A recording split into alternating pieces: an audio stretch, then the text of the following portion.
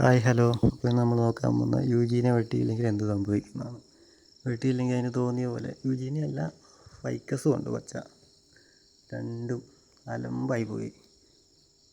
അതിൽ കൊള്ളാവുന്ന ഒരു യൂജീനി ഇത് മാത്രമേ ഉണ്ടായിരുന്നു. അത്യാവശ്യം ഒരു വെട്ടി എങ്ങനെയൊക്കെ ഒന്ന് ഷേപ്പാക്കാൻ പറ്റുന്നത്. ഇതൊന്നും വെട്ടി മെയിൻറ്റെയിൻ ചെയ്തില്ലെങ്കിൽ ഇതിന് തോന്നിയ പോലെ തന്നെ വളരും, വലിയ മരമായിട്ട് തന്നെ പോകും. നിങ്ങളാണെങ്കിൽ ഒരു തരത്തിലതൊന്ന് വെട്ടിയൊന്ന് നോക്കിയേ. ഇതിനെ വട്ടം മുറിച്ച് വിട്ടാലും കുഴപ്പമൊന്നുമില്ല കേട്ടോ, ഉണങ്ങി പോകുന്നില്ല, അങ്ങനത്തെ പ്രശ്നമൊന്നുമില്ല. പക്ഷേ ഫൈക്കസ് ഭയങ്കര പാടാണ്, ഭയങ്കര കേടായിരിക്കും.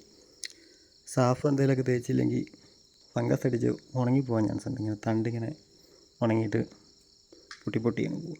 അങ്ങനെ ഒരു ഇഷ്യൂ ഉണ്ട് ഫൈക്കസിന്. പക്ഷേ യൂജീനിക്ക് ആ പ്രശ്നമില്ല, എങ്ങനെ വെട്ടിയാലും ചൊട്ടീന്ന് വെളുത്ത് വരും സാർ. അതാണ് മതിലിൻ്റെ മണ്ടയിലൊക്കെ കയറിയെന്നാണ് വെട്ടിയത്. ലാഡർ കിട്ടിയില്ലായിരുന്നു തുടക്കം, കുറച്ച് കഴിഞ്ഞപ്പോൾ ലാഡർ കിട്ടിയായിരുന്നു.